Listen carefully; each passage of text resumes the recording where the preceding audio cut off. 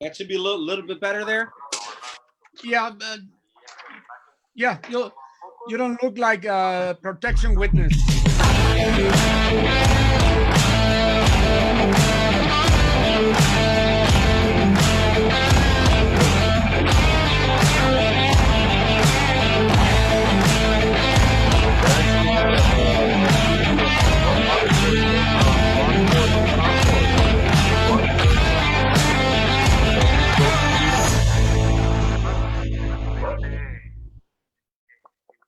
Hello, everybody. Welcome to round 78 of the WBC Talks. Today is Monday, and we have a very important topic. We're going to talk about the reopening in the gyms, especially in the U.S., and we have great guys with us. First, let me introduce 𝗧𝗔𝗟𝗡𝗗 from Unanimous Boxing Gym. Trinidad, how are you? Thank you for having me. It's a pleasure. We also have Sam Contreras from Sam Boxing Gym. Sam. How are you guys? Sam Contreras here from Los Angeles, California. And also Elvis Arroyo, the Rock Boxing Gym. Yes, sir. Good morning, guys. How you guys doing? Everything okay? And Yes, of course, Mitchell Salomon from WBC. Hi, it's a pleasure to be with you guys from the distance. Again, it's a pleasure. And I see Lalo Beas connected, but I don't see him. Lalo, are you there? He's having a little bit of issues with the computer that he's on. He's texting me right now. Okay. Okay, we'll wait for him. Okay. My first question, how are you? How is everything there? Trinidad, where are you? Here in Chicago. Me and Lalo are both in Chicago. We're both out of Unanimous Boxing Gym. I'm the owner. He's my head trainer there. And how is Chicago doing? You know, we were one of the only state, like the state of Illinois, obviously Chicago's a city. We were one of the first and only place in the nation that had to meet all the criteria to reopen even up to what they call phase 4 at this point, which means some restaurants have a little bit of indoor dining. We've been mandated since, I think, April. Everybody has to wear masks pretty much at all times. So we've been taking extreme precaution here in Chicago. Obviously, I think this past weekend were the most in probably the last month and a half, unfortunately, with the fatalities under COVID. Still scary times. Just trying to get the ball rolling on whatever we want to call the new normal. Elvis, you're in California. Yes, sir. Basically in the Los Angeles area, the metropolitan area. Yeah, in the South Bay. How is LA doing? You know what, for us, man, it's tough, man. Like I was talking to one of my buddies earlier, I thought it was gonna be, you know, everybody was gonna swarm into the gym and it was gonna, you know, get back to normal fast. But where my gym is located, it's a church. So, you know, we got to follow protocol, and I think people are still a little afraid. It's been real slow in the past 2 weeks that we opened. We've been enforcing, you know, everything as well, following all the governor's orders and stuff like that. But it's been tough. It's been tough. Sam, if you could change your phone or your camera so you can be horizontal, that would be a lot better because you look really small. That's a lot better. That better? Yeah. Okay, we got it. Now we can read your sign there. It says what it says? Oh, that one says work hard and stay humble. Where are you based, Sam?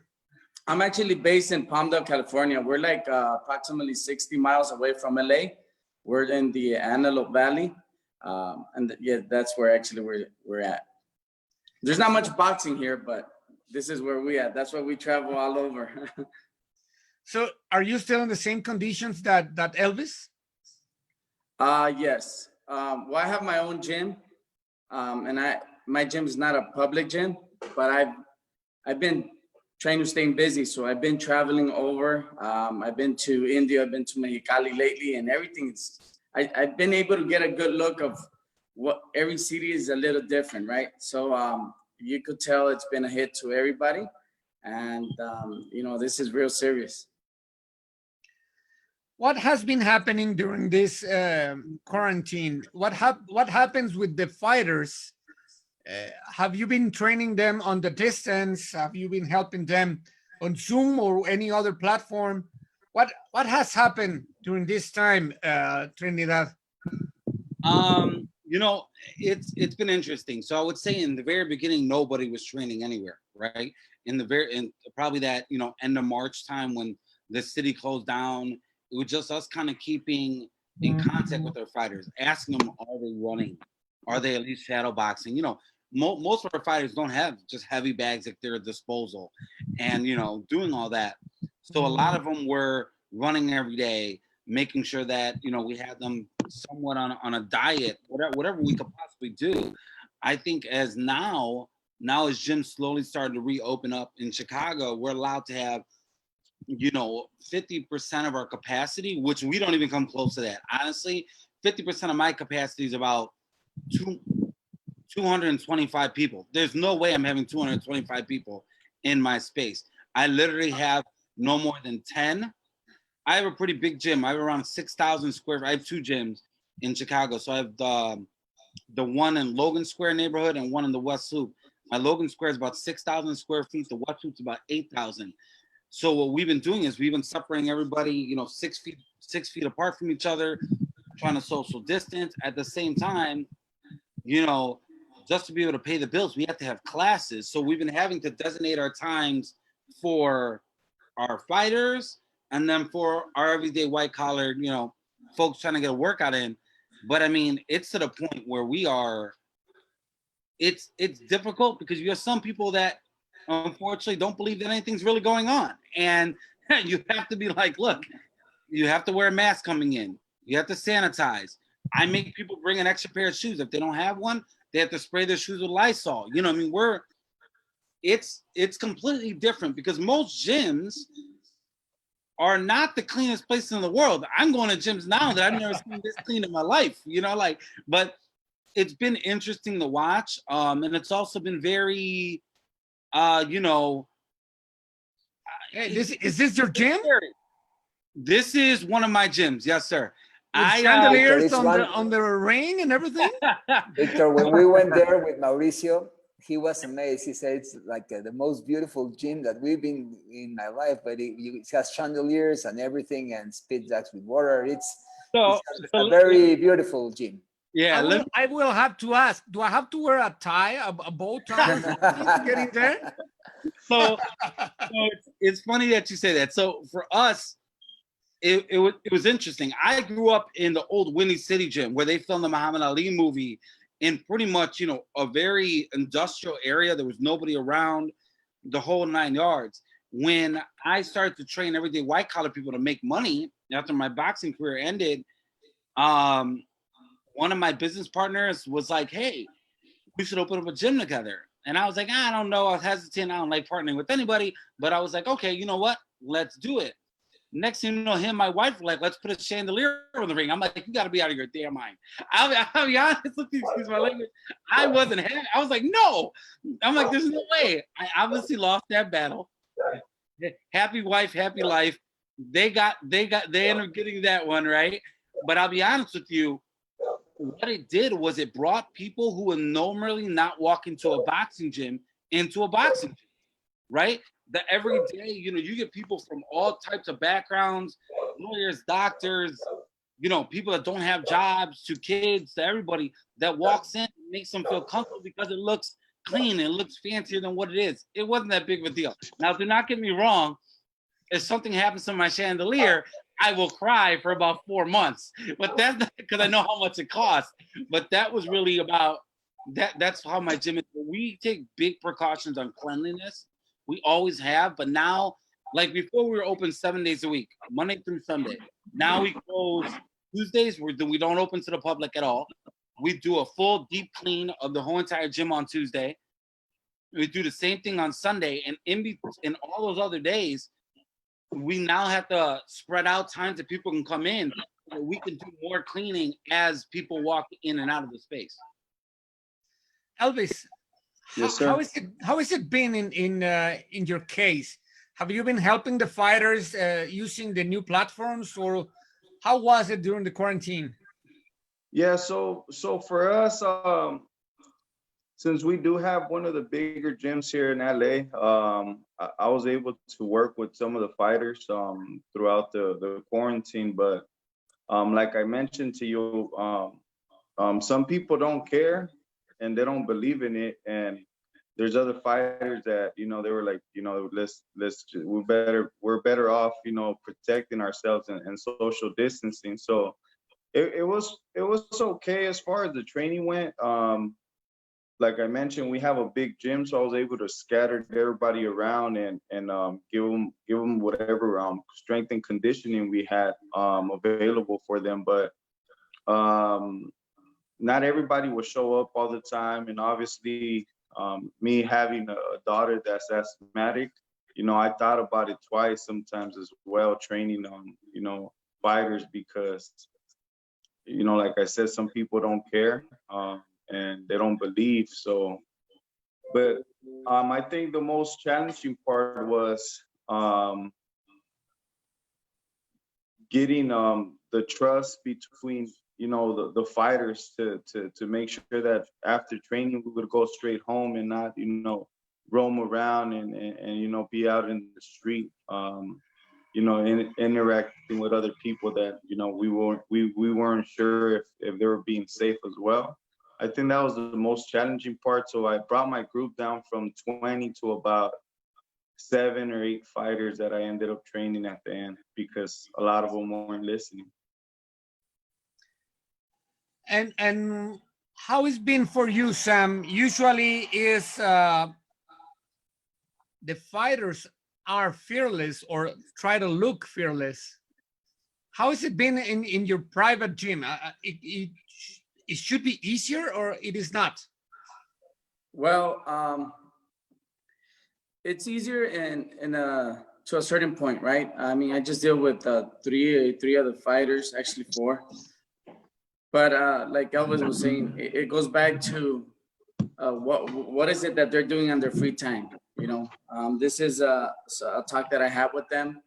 I know it's a small group, but regardless, I mean, 4 is enough for them to meet with 10 other people each, and then that makes already 40, you know, and then the risk just keeps growing.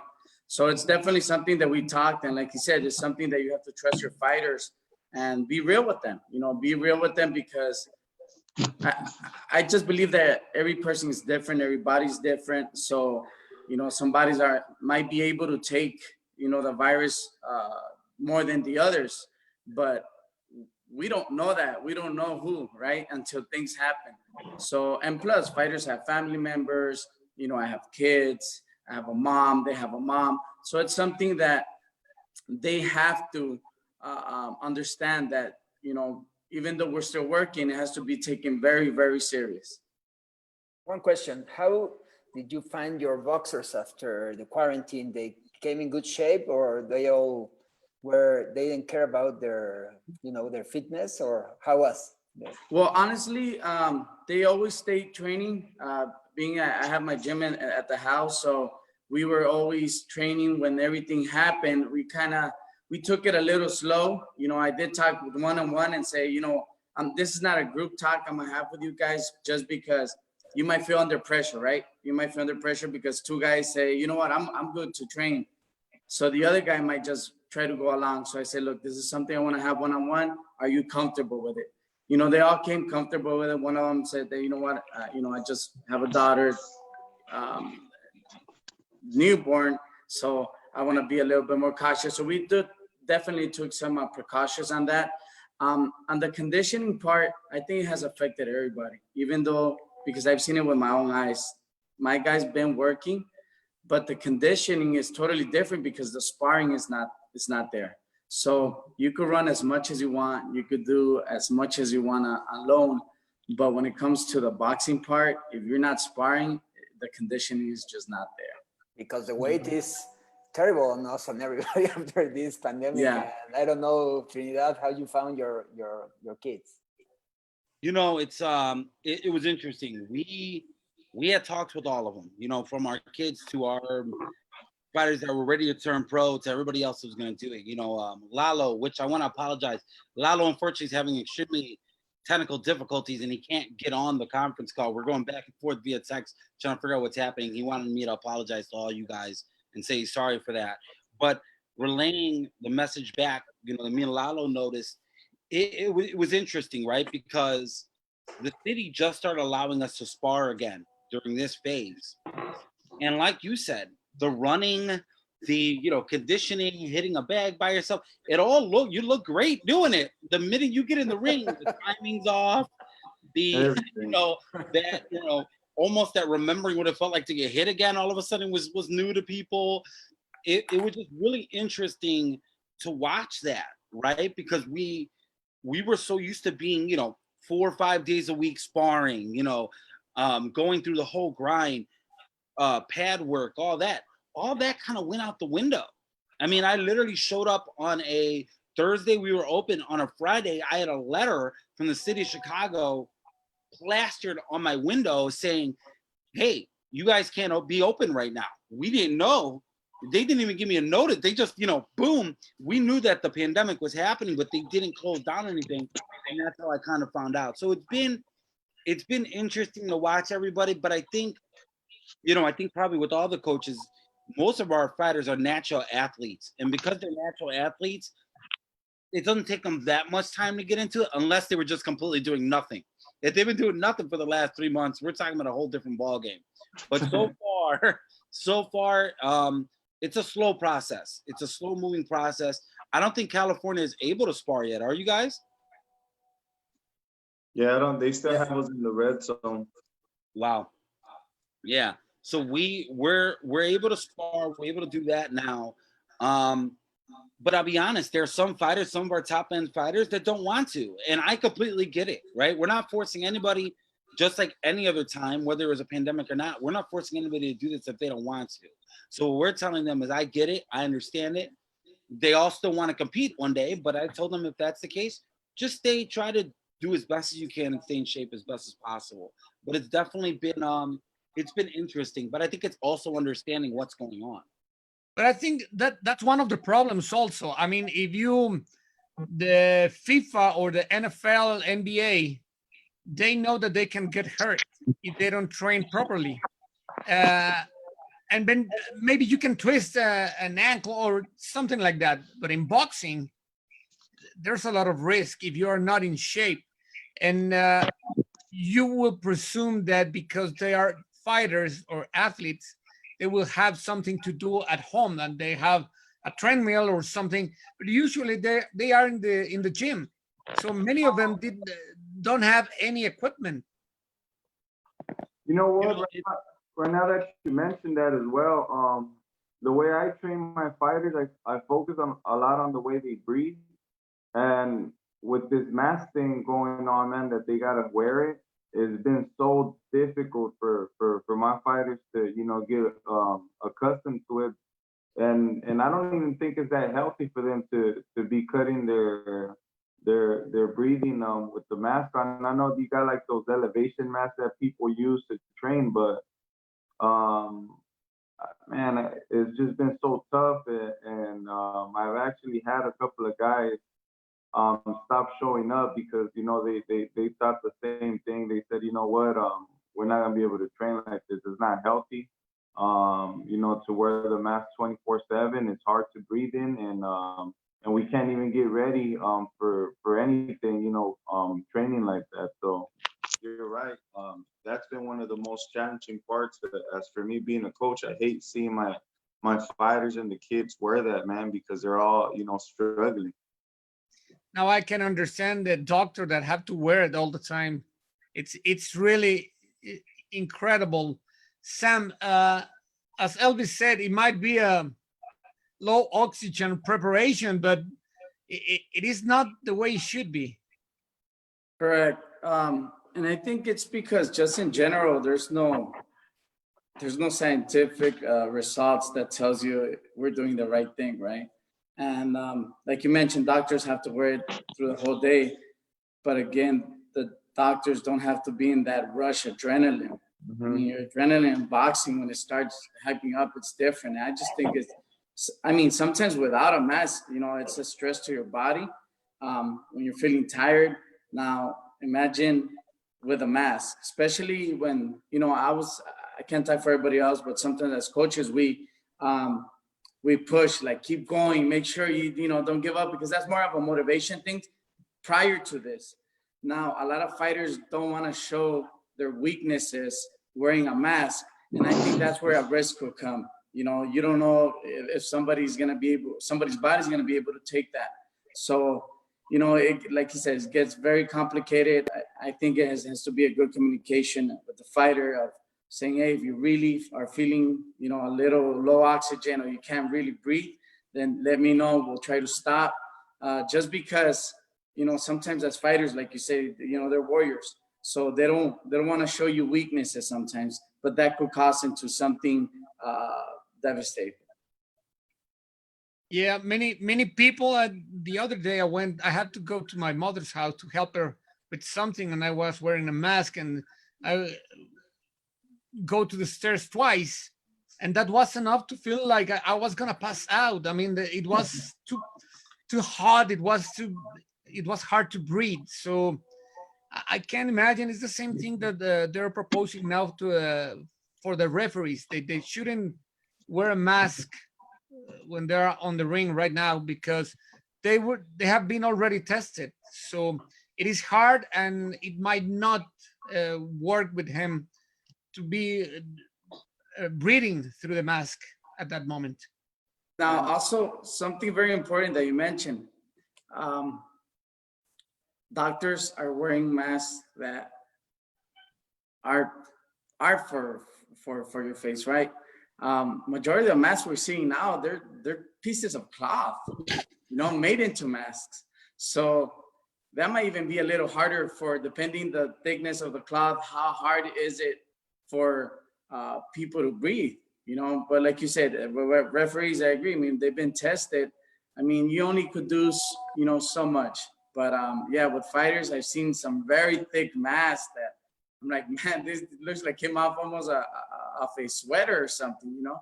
So, you know, because it started trending more into looks, not just for a regular mask, like those surgical masks that they use. And here in my building, you cannot get in the elevator without a mask. And the other day, a woman came out running.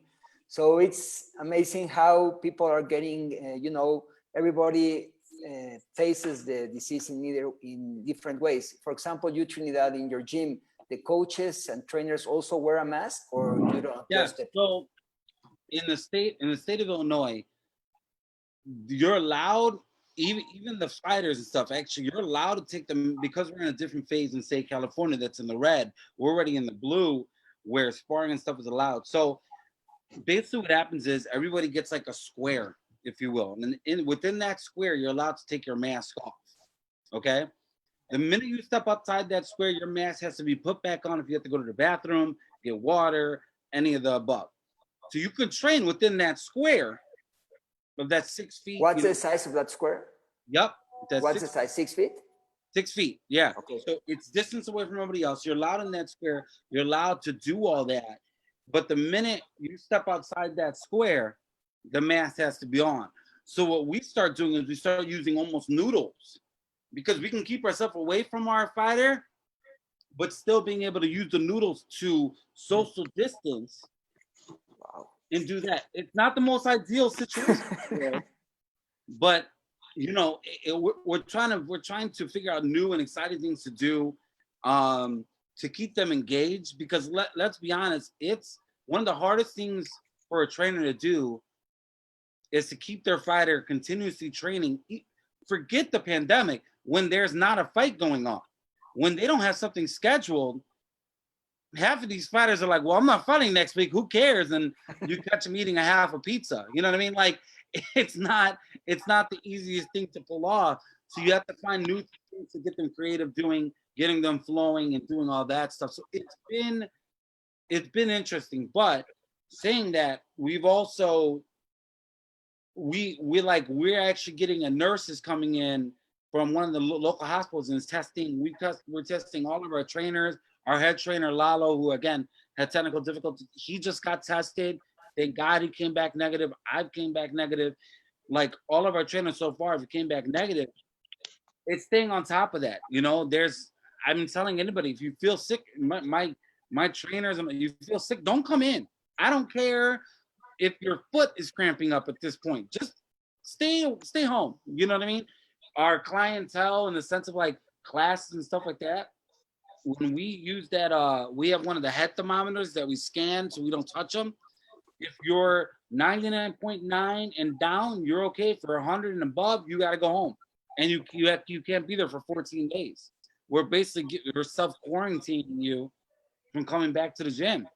You know, it's been interesting to say the least to watch and experience everybody. But I think our group of trainers, the responsibility that we have, we don't want to see, especially some of these younger kids, we don't want to see anything happen to anybody, let alone these kids that we consider family, daughters, sons to us. So that's something that we're making sure that we're taking care of. We're doing our best of our ability at this point. We're talking about fighters, and they're warriors, as Sam said, and they just want to prove that they're bulletproof. But what about the trainers? What about the trainers, Elvis? They always have been so traditional that they don't want any change. They don't want any distraction.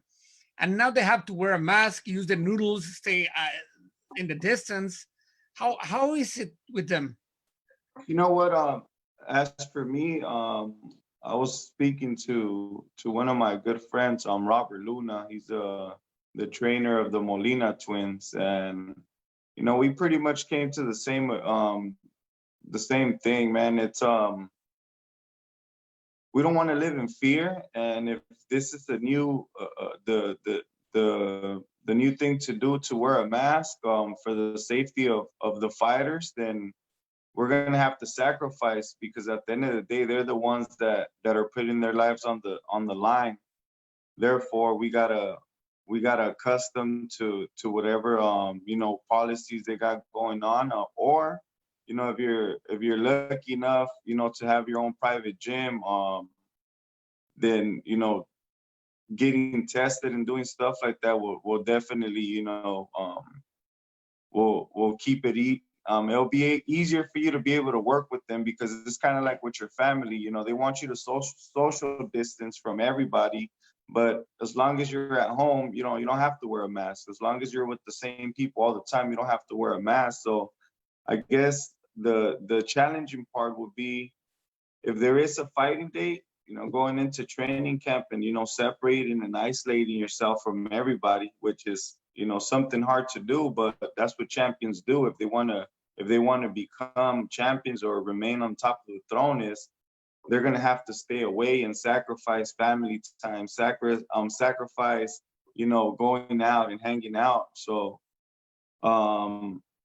as for me speaking, from myself, I'm gonna try my best to sacrifice as much as I could, because man, they put their lives on the line all the time. So that's where I'm at right now. Sam, a mask disturbs the breathing that many people can't stand. So I have seen so many people that they just can't wear it. They feel like they can breathe. And that's one of the basic things in nature. How do you handle that in the gym? Do you talk with them? They train using the mask before they go to the gym?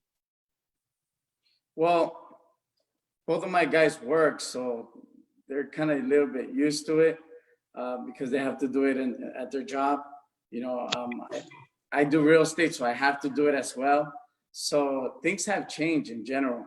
But like, you know, like Elvis said, it's something that, you know, you kind of have to just go with the program. You know, I don't think we're going to do anything.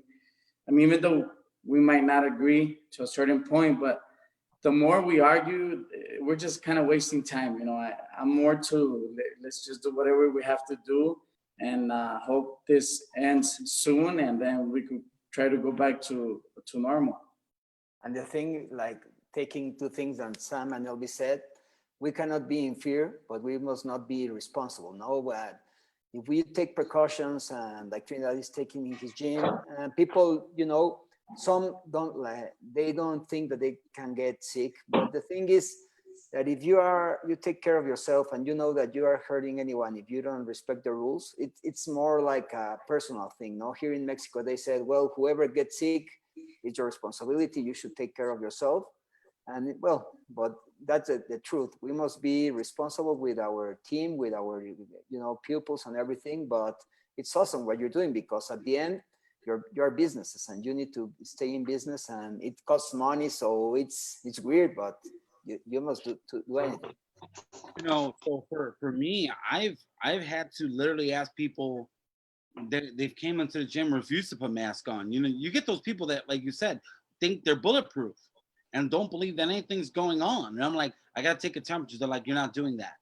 And I'm like, what are you talking about? You gotta put your mask on. I don't have to put a mask on. I'm fine. I'm not sick. I'll be like, look, and and then all of a sudden I have to become ex-fighter Trinidad and get real mad real quick and be like, you're not walking into this gym without you putting on your mask, or me taking your temperature and wiping down.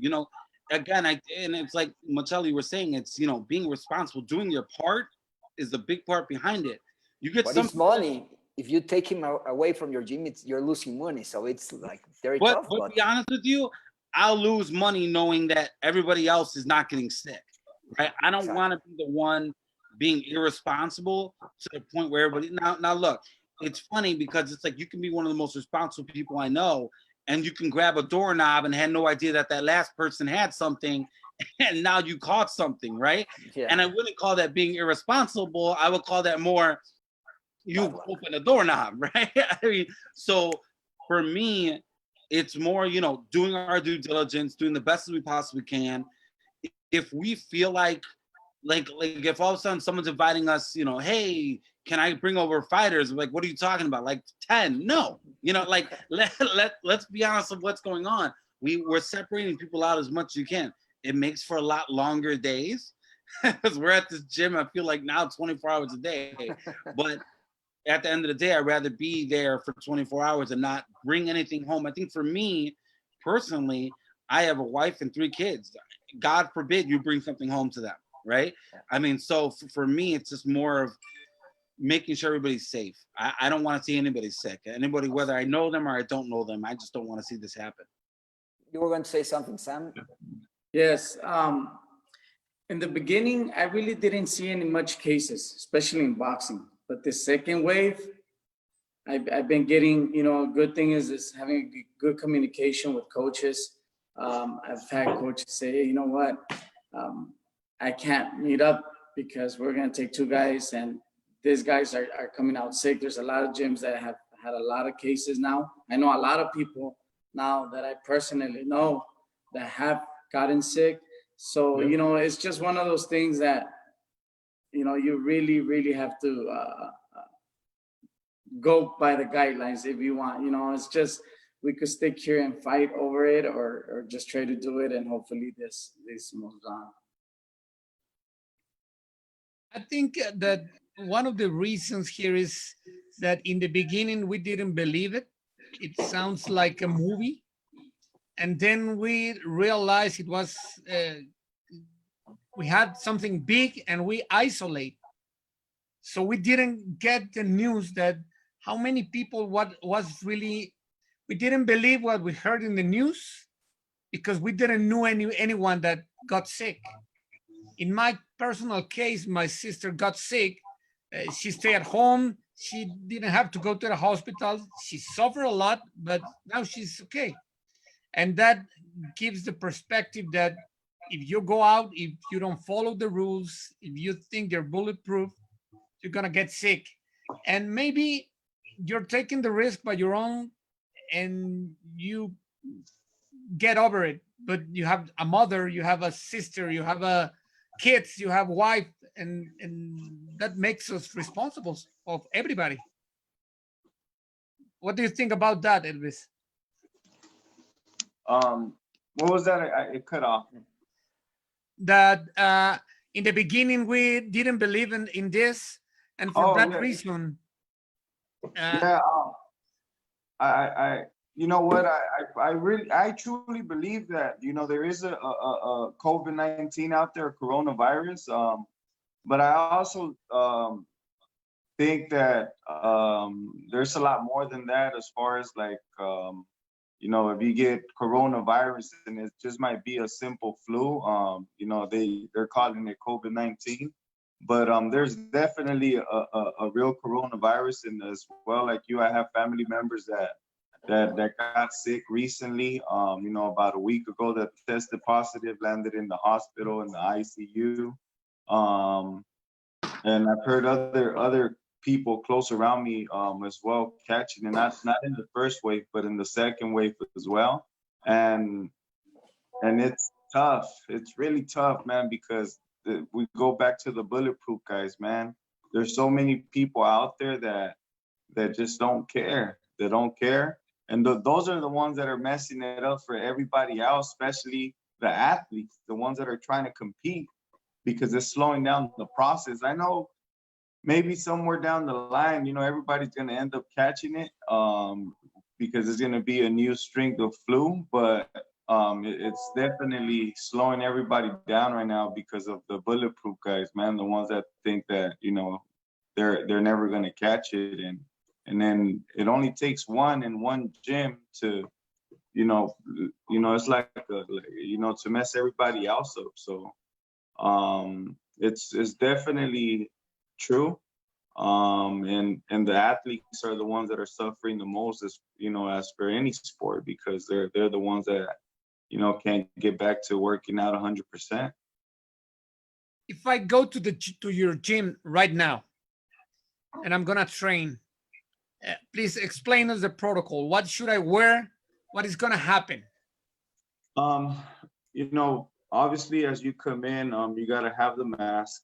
Once you step in, you know, we have the temperature gun. We take your temperature, make sure that, you know, you're nowhere near, you know, 99.9. Even if you're 99.9, I might even send you home. After that is you got to log in your temperature, as well as, you know, sign in.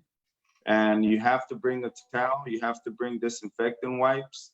And the church and the gym purchase one of those sterilizers. So we're actually, you know, we go over you, or we go over your stuff, or wherever you go, and we make sure that everything is sanitized. You have to wear the workout mask that they sell at Big Five, or you can order them online, where they have these filters on the side of your cheek, which makes it easier for you to train. But it's still hard for you to train. And that's pretty much it. You can't be there for more than an hour and a half. And unless you're an athlete or a professional fighter, then, you know, we work with the time a little bit better, but that's pretty much a protocol for anybody that just wants to go in there and, you know, exercise for, you know, basic training. An hour and a half, and you have to wear your mask at all times. And Sam, well, I think you all take the same protocols, but I have a question. How do you see the future after, you know, nobody knows what's going to happen, you know, but it's great to hear different opinions. And well, it's a question for the three of you.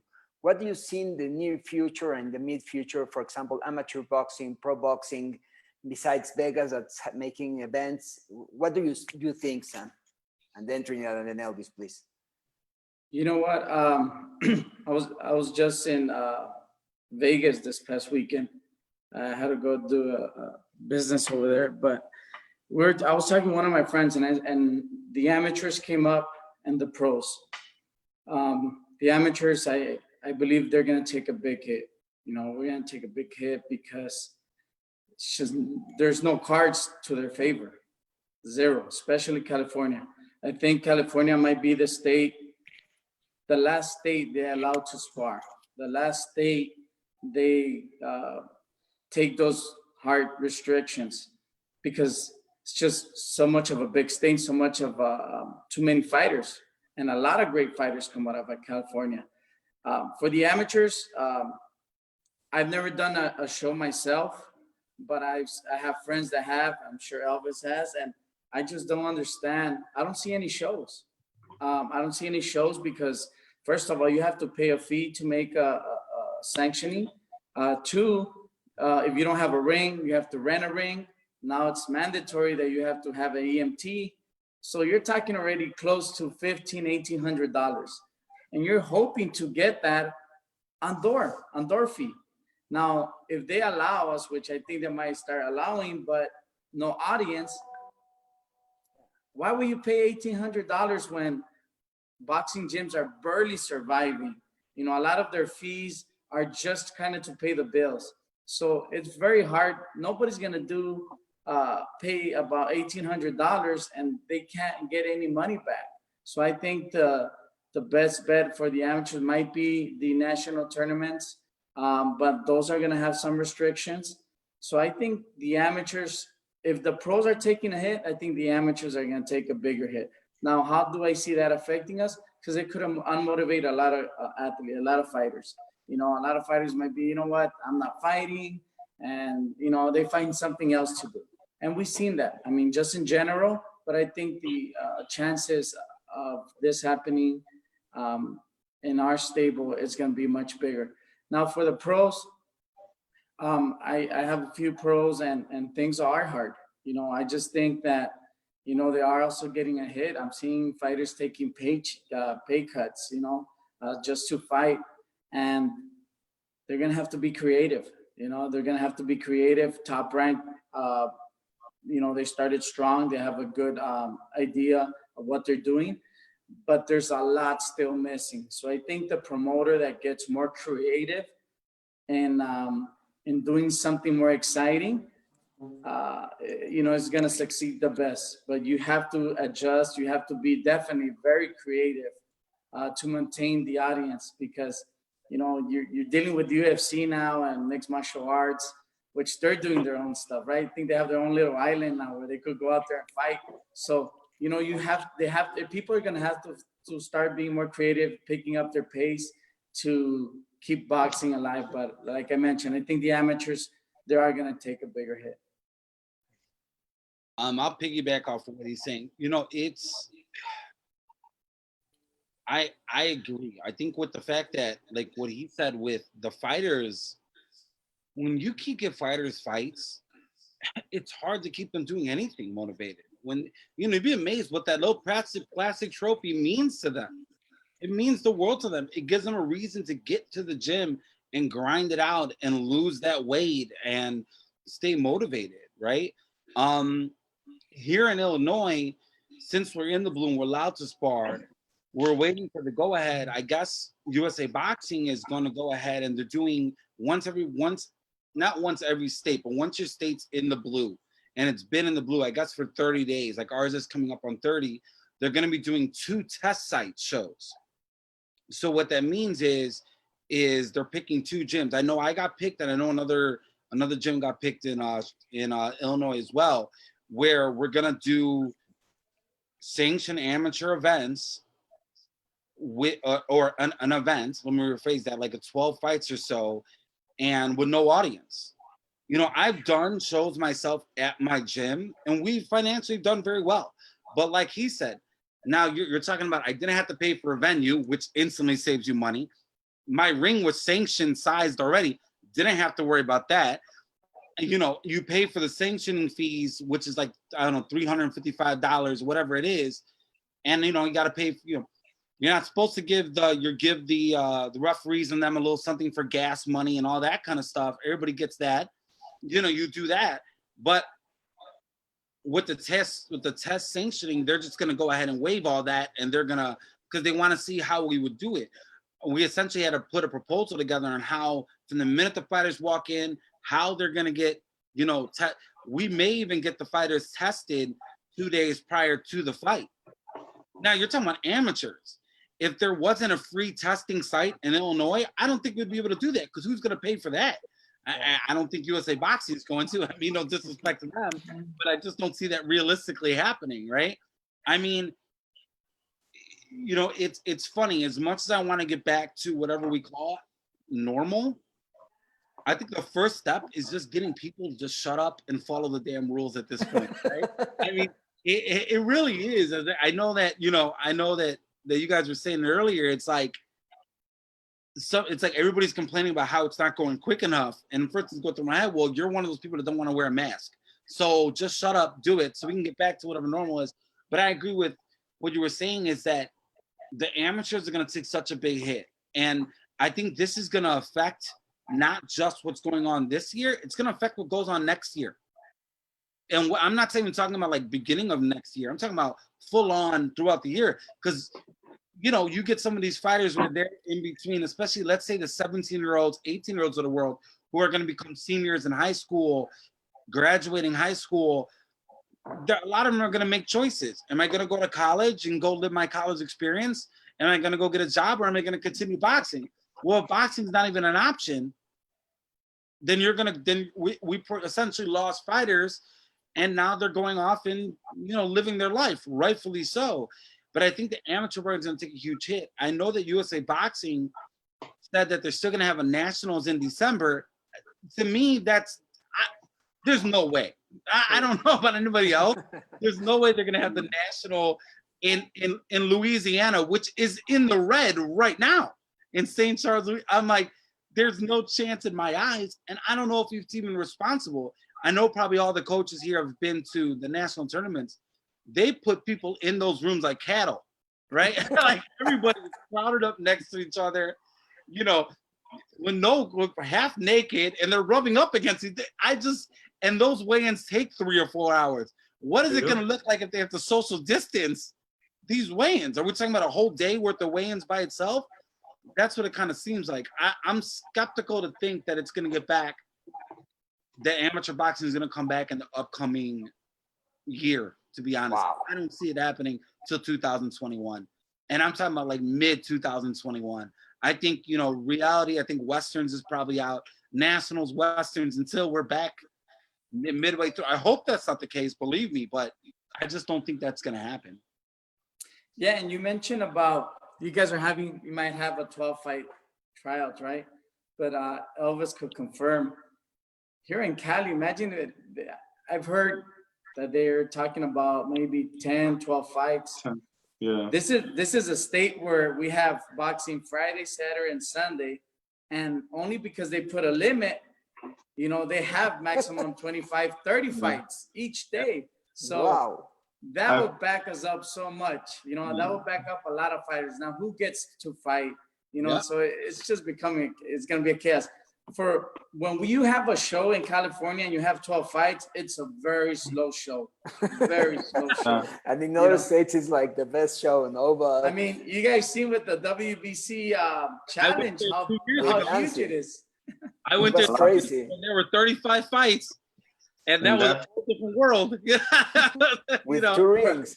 And that was 35 fights per ring. Yeah. And that's because 80% of the fighters got turned down. If not, we would have had over 100 bouts. I mean, I've actually had sparrings on my gym where, you know, we get there at 5 o'clock, and man, it's sometimes 12 midnight, and guys are still trying to spar, and it's a lot of people out here. But I think that's the part that's the biggest and that hurts me the most, is that there's going to be a lot of kids that are going to get lost, man. This sport saves a lot of families and a lot of kids from destruction, from the streets. And that's the part that saddens me the most, is that we're going to lose a lot of talented kids to the streets, because they're not going to, you know, find a way back. And when we have a show, you know, even if it's for 5 hours, it's just a simple fact that we have a full family that comes and support their kids, whether the family is split up. You know, they're in our gyms for X amount of time, and you know, they're away from the trouble. You know, out here in LA, you know, there's a lot of violence, like, you know, like the west side of Chicago.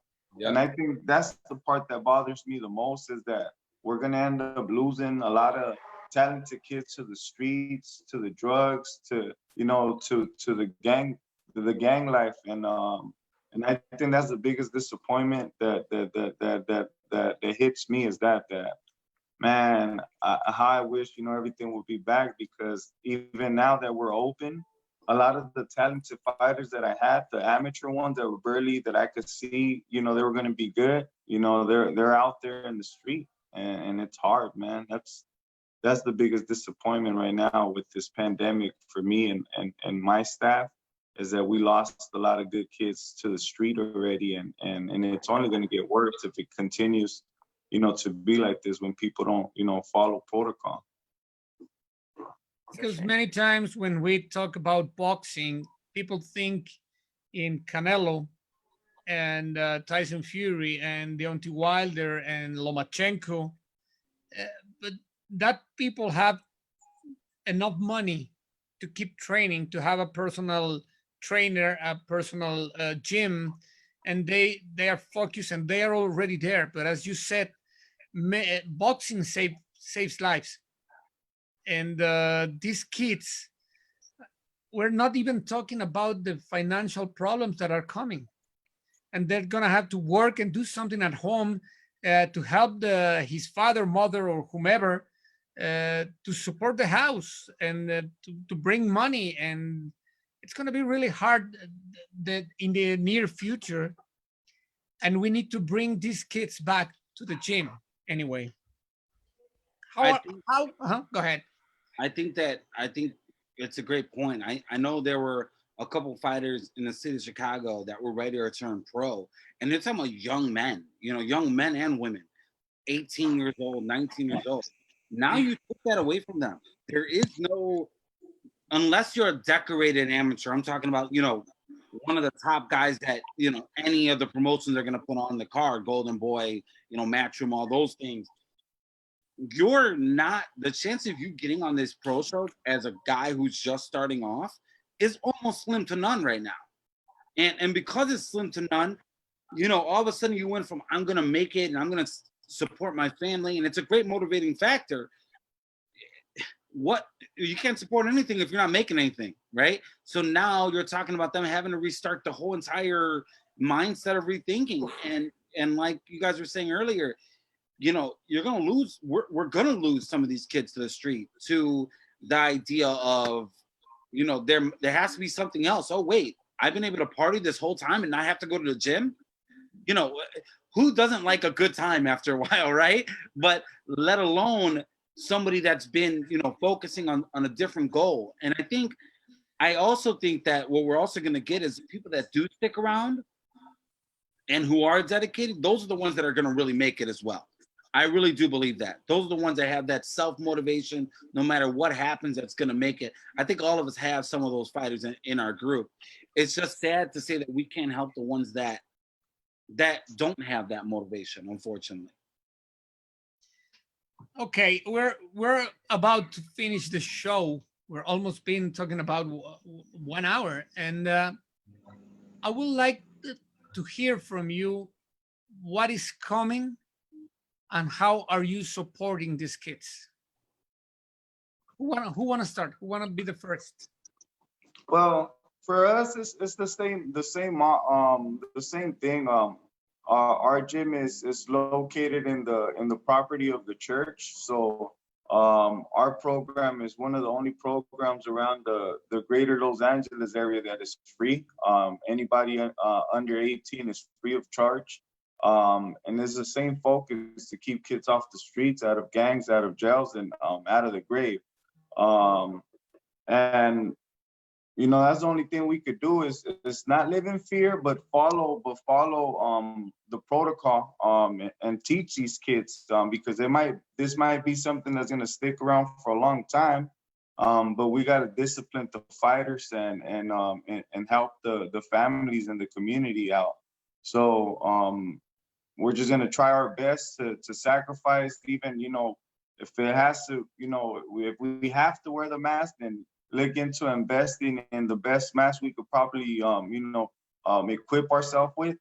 and just keep pushing forward, man, because one thing I know is that, you know, if we live in fear, you know, it affects a lot of other people. But when you're positive and you're a leader in your community and you live by faith, man, a lot of good things could come out of this as well, you know. So that's where I'm at right now with the gym, with our staff. Is we're gonna follow protocol to whatever the governor and our state is saying, and we're gonna continue to keep our doors open as long as we could, you know, before they shut us down, because by the looks of it, man, it looks like we're getting into the red zone again. But you know, that's where we're at. What about you, Sam?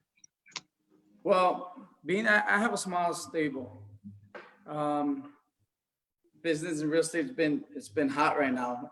Still wondering why, right? With so much going on. So I did have an idea that I was going to mention to Nancy. I know there's a lot of gyms that are hurting. So just to help out, you know, we're probably thinking of doing a few donations to a few gyms to kind of get these kids back, just because the guidelines and restrictions are so much, you know. I mean, first of all, gyms are not getting that many kids in their gym. And then two is so much expenses, you know, hand soap, sanitizers, all that. So being that I don't have a public gym, but, you know, boxing is a community. I had people that helped me out a lot when I started. So we're thinking of doing the same, you know, try to help a few gyms out there on whatever we can. Awesome. Wow. Thanks. You know, continuing the safety measures, continuing preaching, you know, follow the protocol, right? I'm obviously in a little different of a boat than our other two coaches here, in the sense of our state we're not in the red at the moment, right? But every day when I'm just staring outside my window in front of the gym, I see all these people with no mask on. I'm doing this. It takes everything in my power not to go outside and be like, hey, stupid, put on a mask. You know, like you hate to say that, but continuing and making sure that we stick to the guidelines that our governor has put in place, making sure we're trying to, you know, gauging out some of our fighters, making sure that they're okay, you know, making sure that, you know, there was in boxing, there's always this stigma, like you could fight through it. You're okay, right? Be tough. You're good. Don't worry about it. You're good. Now it's almost completely different. How you feeling? I don't feel good. All right, bro, just go home. You know what I mean? It's a different way of thinking. It's taught us to have to pivot as coaches, completely different than any other time in any of our lives. Whether I was a fighter or whether I was a coach like I am now, it's completely different. I think I'm going to just continue preaching the safety, continue trying to grow, and continuing keeping these people as much as we can in the gym until either A, something comes and clears all this up, or B, they close everything down again. And I just want to see everybody safe, from our coaches to our members to our fighters. Nothing else matters to me but the safety of them. And then the fighting will come. And when it does, it's going to be dramatically harder. I really do believe that. Like you were saying earlier, that I think it's going to be dramatically hit, especially the amateur program. But I believe with groups like the WBC, groups like all of us that are on this call now, I believe we can build it even better and figure out new things that we're going to be able to grow on. Well, I encourage you to go out and ask them to wear a mask. If I see you coming out from a boxing gym, I probably agree with you and don't argue it, just wear a mask. This is a different time, and this is a different time because we have to be positive but test negative. Yeah. And we have to make sure to do that. And coaches, trainers, at some point are kind of a second father, sometimes even the first, and they follow you. So it is, I have a lot of confidence seeing that you are convinced to take all the measures, all the security measures, and you're giving that to them because they're going to follow you. And I know it's going to be hard in all around the world, the economic and everything. But I'm also confident that boxing is a family. And everywhere that we met, and we know that someone is doing boxing, we start talking about anything. You can talk, my wife's always said, you talk with everybody, even with the tree, about boxing, of course. And I'm pretty confident that boxing is gonna take time, but it's gonna recover because there's a lot of good people in the Like gym. you guys, it's awesome to see the things you do. My respect to the three of you and all the coaches in the world. You take care of boxers and kids well. So sorry, Victor, I interrupt, but No, it's good. they are great. The coaches are my respects to you because you care more about your boxers and sometimes yourself. So congratulations and my respects to you. But this is exactly what I meant. I just met you guys and we spent 1 hour talking about boxing and we can spend 6 more. I just want to thank you and hear some conclusion from each of you, starting with you, Sam. Thank you very much for being with us. No, thank you for the opportunity, and for everybody out there watching us. You know, it's not gonna be easy, but you know, just like anything in life, as long as you stick to it, you know, you have to be a little crazy and stick to it. Stick to it. It'll pay off. Those boxers out there, keep pushing, stay positive. You know, just like anything else, this will be over. Thank you, Sam. Thank you, guys. Elvis. Yeah, for everybody that's here listening, man, just fight the good fight. Keep fighting. I know all the boxers, man, that go on top of that square circle, you know, that's what, you know, what they're meant for. So just give it your all.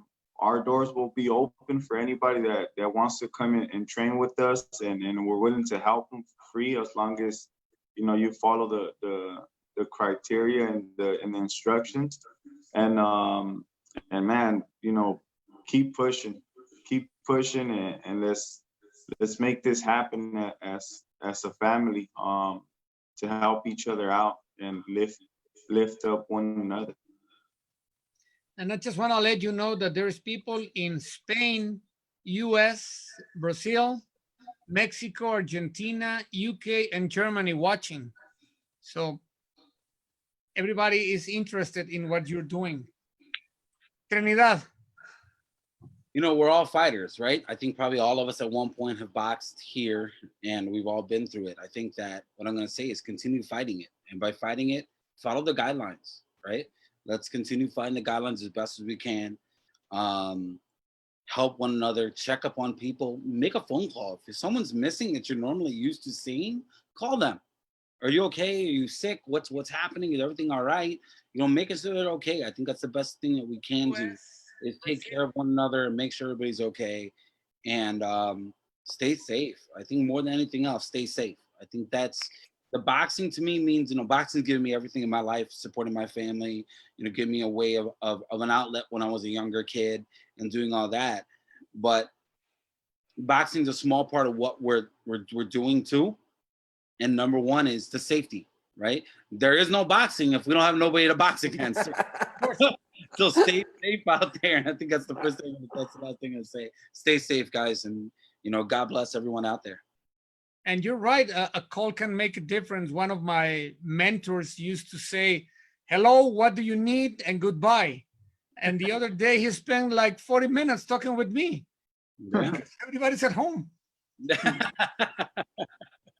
Mitch.